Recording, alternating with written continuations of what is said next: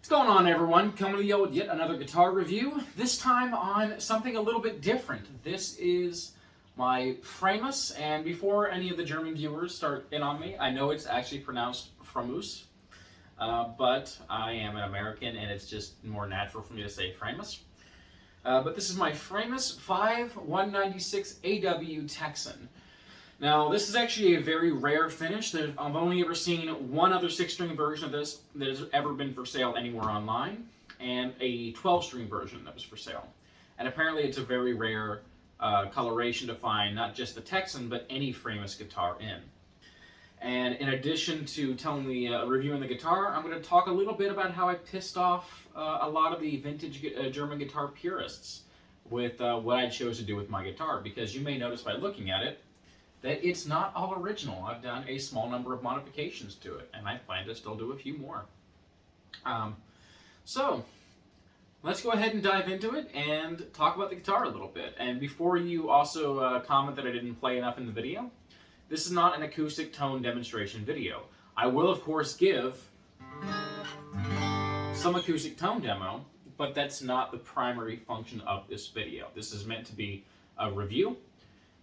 I will get to the acoustic demo section later, but I want to talk about the specs of the guitar, how it feels, what it's made out of, and also every guitar of mine has a story, and I want to tell that story in this video. So, I have all the specs written down here on my notebook, and I'm going to go ahead and go through it to make sure I don't forget anything. The materials. We have a solid spruce top. No idea if it's a Sitka spruce top or a European spruce top or what, but solid spruce top. And according to the sources I found, the back and sides are going to vary a little bit. So if you have early models, supposedly your sides will be solid maple, while your back is still going to be a laminate maple, albeit an arched laminate maple. I don't know if you can see that. It's a little hard to pick up. There you go. Nice big arch to the back, violin style. But supposedly the early versions of these had solid maple sides with a laminate maple back, while later versions would be laminate back and sides. And apparently, supposedly, again, some later versions were even a laminate spruce top. However, the way that I was told that you can tell the difference is going to be from the bridge. So this happens to be a Rosewood bridge model and a metal nut. That's the other way to tell. Apparently, some of these were made later on with plastic bridges and a plastic nut, and those should be your laminate sides and or all laminate construction guitars. But these earlier ones, again, supposedly, because there's not a lot of concrete information online about some of these old German guitars, the top should be solid, the side should be solid, and the back should be solid on mine. The bridge and fingerboard on mine are Rosewood, but again, you might get one with a plastic bridge. And the neck, they call this maple plywood, and I'm going to go ahead and bring this in, because this, to me, greatly resembles Martin's Stratobond. In fact, I'll put that down and bring in a Stratobond neck to show you. So, see that?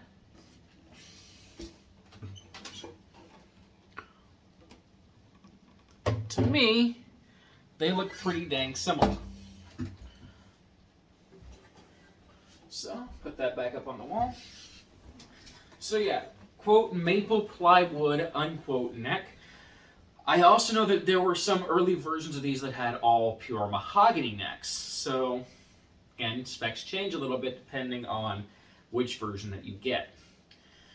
But one thing that I do like about these maple ply necks is they are very, very strong. These things are not likely to warp or bow or have any problems. But if they do, you do have a truss rod which is adjusted with, you can actually find this truss rod plate at the top, just pop that off, and it's an old school style wrench plate.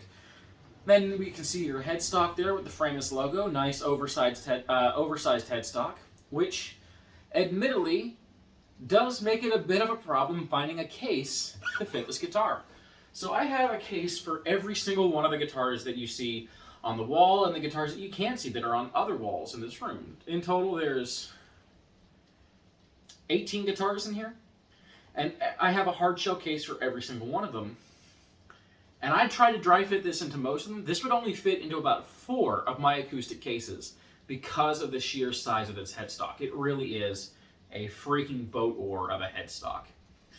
So keep that in mind, that you can't just order a case online and hope it fits. You will want to take the guitar to a store and dry fit it to some cases to make sure that it will fit the case you buy for it. Random piece of information, but I feel the need to give it. So yeah, what else do we have here? It's a 25.4 inch scale length. The neck is a bolt-on, as you might be able to see there. And I actually love bolt-on necks on electric guitars and on acoustic guitars because it makes these things so easy to work on and so much more affordable to have work done. So if my action ever gets too high and I can't adjust it anymore, because by the way, we do have an adjustable saddle, okay, which is a plastic saddle, but you may be able to see that that is adjustable. And it's currently cranked all the way down. And if I ever found that my action got too high despite that, I could just take this neck off and shim it, and I could fix my action that way. Versus a set neck, where that issue becomes a thing, you have to take it to a luthier and have a neck reset performed, and it's going to cost you many, many hundreds of dollars. So, I like bolt-on necks. I find them to be more convenient and far easier to work on and more budget-friendly to have work done too, because you can just do it all yourself. The bridge, already mentioned, rosewood or plastic. Nut and saddle, so we have a plastic saddle inside of this, inside of the metal adjustment piece, which allows us to raise it or lower it. And on mine, we have a metal nut. On some versions, you'll see a plastic nut. And this is going to be one of the few instances where I'm going to tell you that you cannot upgrade the tone of the guitar by changing the nut. And the reason why, if you can see that or not, is this guitar has a 0 fret. And that's great because it means your nut is essentially just going to be holding your strings and not affecting your tone in any way, because that 0 fret is what they're making contact with.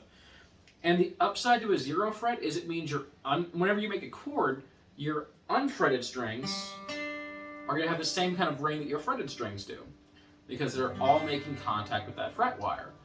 As opposed to a guitar without a 0 fret, you're going to be getting some strings that have that more metallic sound from the frets, and your unfretted strings are going to have a tone that's going to be affected more by that nut, whether it's bone or plastic or tusk. So you're actually going to have different harmonics on a guitar without a 0 fret than you will with a guitar with a 0 fret. So you're going to get a more consistent harmonic sound on open chords, which is an interesting thing to note. If you think that's better or worse, it's up to you. But it ultimately means the material of our nut doesn't actually matter. We also have this string tree, string butler kind of thing, and the reason we have that is because this headstock design. So you may be able to see that this actually kind of shifts, the headstock is shifted backwards as compared to a typical guitar. I could bring this up the stand here. So you see how on this Epiphone the headstock tilts back, whereas it doesn't on the Framus? So because of that headstock design, they had to give us a string butler to ensure that our strings would stay down. It's not too much of a pain when changing strings, honestly. It's still pretty easy to work with. It's also a string through bridge design, so no string pins. You just slide the strings through the base there. And again, it's a metal plate. Nice big mustache style bridge on here, which I'll talk a little bit more about later. The tuners. Okay, it's one of the first things I changed. So it came with these 3-on-a-plate style tuners. And I'm going to set the guitar down again. It's going to be the most up and down review I've done so far. But here are the tuners that it came with. And I changed these out because they have a lot of play in these tuning heads. Okay? And no amount of adjusting anything was going to fix it. There's just a lot of slop in these tuners. And I was finding that it was actually causing a lot of slippage with my guitar. So I took them off. They were probably great back in their day. Maybe they weren't. Maybe they were cheap. I don't know. But unfortunately for me, they just weren't holding up. And so I replaced them with a set of Jung DJ526s, which look a little bit like so. Okay, these are Taiwanese produced tuning machines that I put on here. And this is one of the things that pissed off the purists, is that I changed the tuners at all. They said that it doesn't look right on the guitar and that it makes the guitar look wrong and it devalued the guitar, even though you could still put the originals on, because I still left the original tuner bushings in here because the Jung's tuner bushings were bigger and I didn't want to enlarge the peg heads. So I could pop the old ones back on at any time. And the additional holes drilled were completely covered by that Threadnought plate design, so nobody would even be the wiser. But they felt they should have, either left these old ones on or buy replacements that are one-to-one exactly like the old ones. I personally feel like this has more style, and I like the look of it better. But like with a lot of these old guitars, expect to probably have to change your tuning machines, especially these old budget guitars.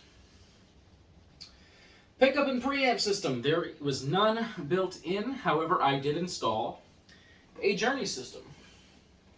Okay, so I installed the Journey 3 transducer system under the bridge here, as well as the preamp system on the inside of the sound hole that goes with it with the microphone. So, full system added here. I do have demonstrations of how those electronics sound. You can go check them out. I also have recently posted a video of me using this at an open mic night, and I played this guitar at that open mic night, so you can hear how it sounds plugged in through a PA system in that video. Made in Germany, specifically West Germany, I'm pretty sure. It says built in the heart of Bavaria, West Germany, yeah. So German-made guitar, not Chinese, not Taiwanese, not Korean, not Japanese. So if you're a fan of European-built guitars, you are going to enjoy this. And the price on these guitars, for a non-Antigua burst finish, again, this is a very rare finish, but for like a natural or sunburst finish, which this does come in, you're looking about $400. And I feel that's actually very reasonable for the tone and the feel and the quality you get out of this guitar. I didn't mention how the feel of the neck. I completely forgot. It's slightly thicker like a lot of these old vintage guitars are, but not baseball bat level thick. The only thing I don't like about the neck is it has a semi-gloss finish, and I find that it does collect a lot of grime from playing it, so I do have to clean the neck off constantly. I would have preferred maybe a satin finish on this neck, but no big deal, honestly. Obviously, this is a Dreadnought body shape, though one thing worth noting is it's thin for a Dreadnought. It's not like a thin line, but if I bring in this Epiphone again for comparison, you can see it is thinner than a typical full-size Dreadnought guitar.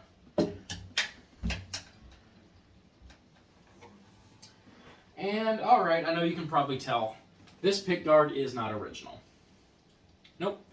This is a custom pickguard. So I got this guitar because I am a Texan, and I'm very proud of the fact that I am a Texan, like many of us are. And this guitar model is called the Texan.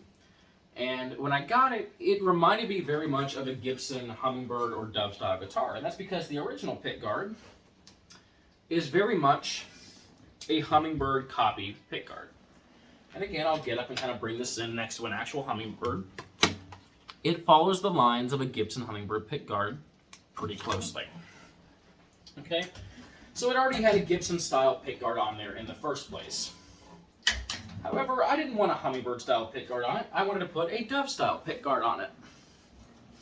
So I had this one commissioned, which is a mother of pearl mockingbird that is inlaid into a celluloid pickguard with hand-painted blue bonnets around it. And I think it looks gorgeous. Now you can still see a couple of the screw holes from the previous pickguard because the previous pickguard was a screw down. But I think it looks great. The purists argue that it doesn't fit the style of the guitar or the lines of the guitar. I disagree. They say I shouldn't have used a Gibson style pickguard on a Framus guitar. It already had a Gibson style pickguard on it. So, personally, I like the way that it looks. And I say that it's my guitar and I can do whatever the hell I want with it. I spent my money on it. It's my instrument. And if I ever wanted to return it to a all original look, it would be easy to do so. Just pop those tuners off, put the old ones back on, take a heat gun or a hair dryer to this, melt the adhesive, pull it off, screw the old one back down. Basically original, it just has a pickup system installed now. Rip the pickup system out. All original. Anyways, just wanted to talk about that briefly because it is something that made me laugh a little bit about how much they were defending how people have to keep things all original, even though it's their guitar. You can do whatever the hell you want with it. If you own an instrument, it is your instrument. Do what you want with it. All right, rambling aside, back to the guitar. Sorry about that. Let's see here. Oh yeah, so your options of natural finish, sunburst finish, or if you're lucky, you can find one of these Antiqua finishes. It also comes in 12-string versions, and including the Antiqua finish. There was a 12-string Antiqua finish on Reverb not that long ago. It did sell, and it sold for a staggering $2,000, which I didn't pay nearly that much for this one. But they are a very rare finish, but you can find them in 12-string and the other two finishes as well. So if you're looking for a 12-string, you can get it that way. And there were also acoustic electric versions of these in both 6-string and 12-string that had a sound hole pickup and knobs directly on the front of the guitar. So I don't like that personally. I don't feel like sound hole pickups really give a proper acoustic sound most of the time. And I know you may be noticing this Blue Ridge up here with the sound hole pickup. That was my dad's guitar, and that's how he set it up, so that's how it stays. It's not my doing. But if you want to go that route, you can. I would recommend just buying an acoustic model and installing your own pickup system yourself for a proper acoustic electric tone. But it is an option you have. The pickguard was originally a screw-down pickguard. Mentioned that already. Some versions of these actually had set necks. So I couldn't find any concrete info if it was the really, really early ones that had set necks or the really, really late versions that had set necks. But not all of these have bolt-on necks. Not all the Texans have a bolt-on neck. So you may find one of these with a set traditional style neck. Just a thing to be aware of. Scrolling through. Oh, nut width. Measured in at 1.57 inches. So a bit of a strange nut width. It does feel noticeably narrower than a typical acoustic guitar. It almost feels slightly electric in that sense. It really does have a narrower nut width. So there's not as much space between the strings, which is important for finger pickers. I already mentioned the large headstock. Okay, and that's going to bring us to the tone demonstration because I have to say that this guitar has a very, very unique voice.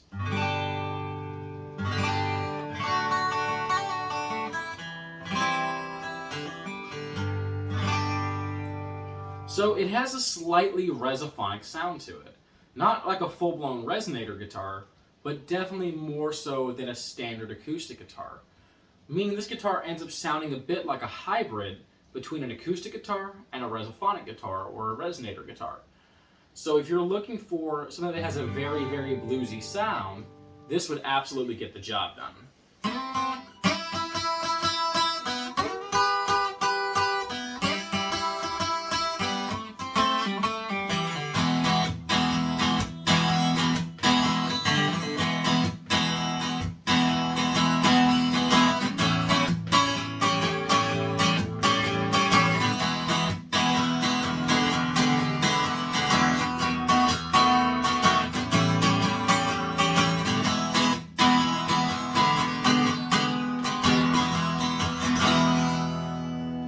I know that's not really a good blues demonstration, but I don't feel like detuning this to an open D on camera and doing proper slide stuff. I have done so. I have tuned this to open D and done some slide stuff with it, and it does sound really, really good as a slide guitar.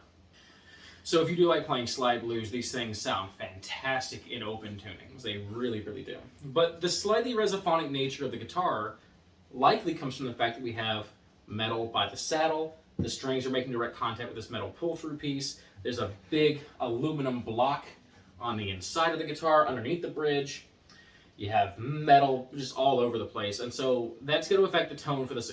Because this is acoustic, your tone is being generated by the vibrations of the guitar, everywhere that the strings are making contact with especially.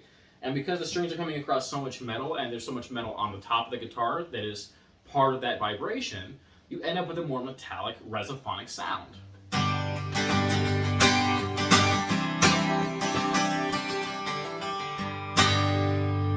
Now, because of that, this guitar may just have a voice that you adore, but it also may have a voice that you absolutely hate.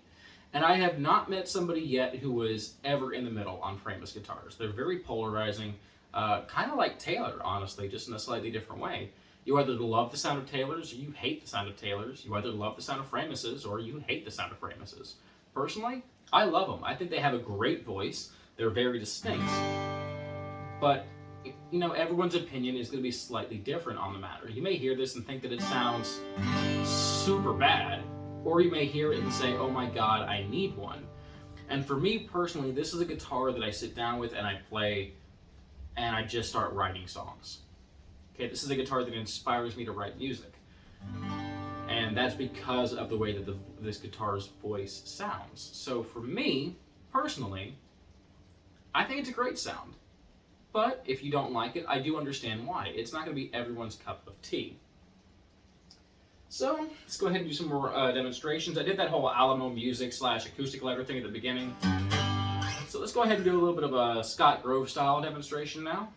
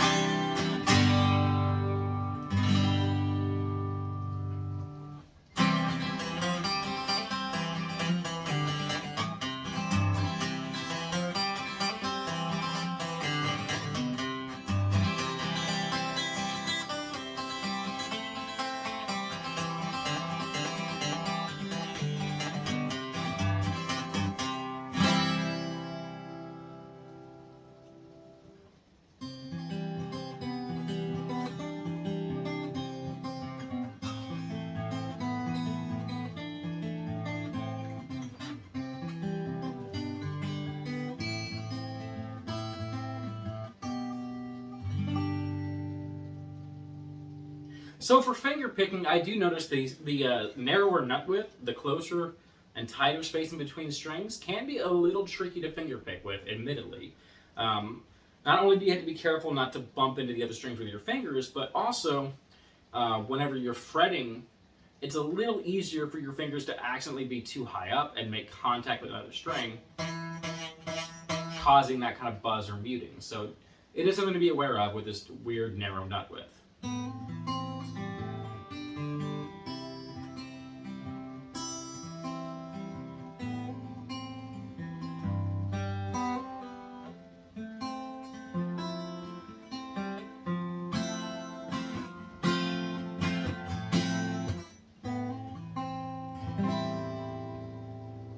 But I love the way this guitar sounds. I think it has an absolutely unique voice that fits in very well and fills a niche that none of my other acoustics do. And I do use this occasionally when, recording music, and not that I ever publish my recorded music anywhere, but still. And it's definitely a song that helps me to write a lot of different music, so. And also, the look of the guitar is inspiring. Like, when I saw this, I really did think of something along the lines of the hummingbird or the dove. It has a very Gibson-esque look. The pickguard was Gibson style. The Mustache bridge, was vaguely reminiscent of like a J200 bridge, albeit a different style, but still. It's a great-looking guitar, in my opinion. And that goes true for the Sunburst and even the natural finish versions. I don't typically like natural finish guitars, but I do like the natural finish Texans. And I honestly kind of want to get a couple more of these things. Oh, one thing I did forget to mention is, this is now an end pin jack, but it used to be a plastic end pin. But we also have a pin up here at the top, a strap button at the top. And it's actually positioned directly behind the neck, bolted into the body of the guitar. And it does hang and balance very, very well, and it doesn't get in the way at all whenever you're playing the guitar. So excellent strap button placement. Great job, Framus. Anything else to say about this? No, nothing at all. So let's go ahead and just play a little bit more, shall we? Let's see here.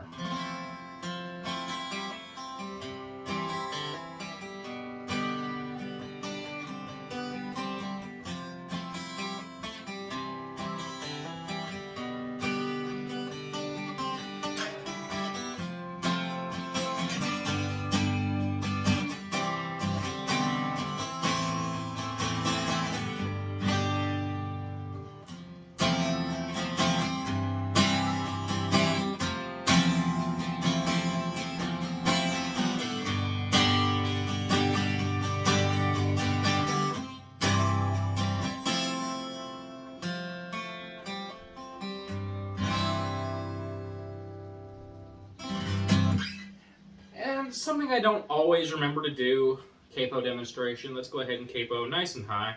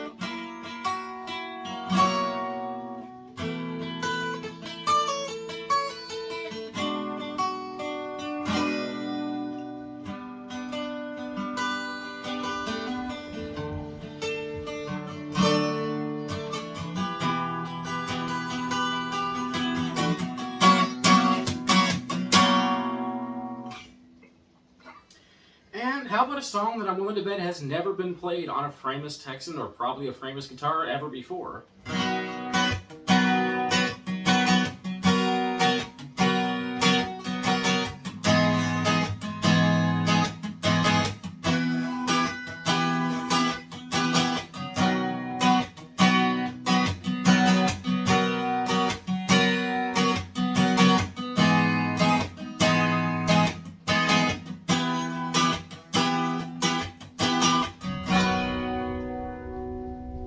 Yep, Little Wayne, How to Love. Anyways, so that's the demonstration, the tone demonstration of this guitar. I really do think that it has a very unique voice and just a great sound. I use it for a lot of country western stuff.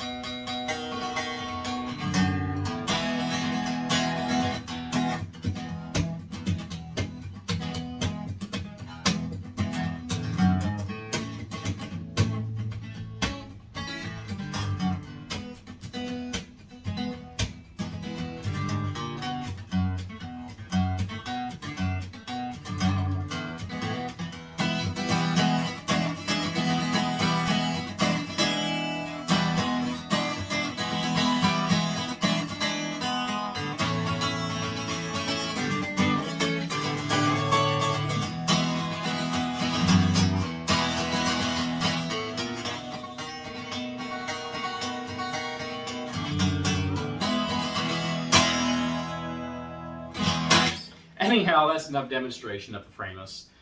Let me know what you guys think in the comment section down below. Do you think it's a good looking guitar? Do you think it's a good sounding guitar? Do you think it has its place? Or do you think that it's just absolutely terrible and you would never own one in your life? Positive or negative? I'd be interested to hear what you think of the guitar in the comment section down below. Video is running kind of long now. I feel like all of my reviews are going to do so, and I do apologize for that. But if you stuck around, thank you very much. And I hope you found the video helpful and informative.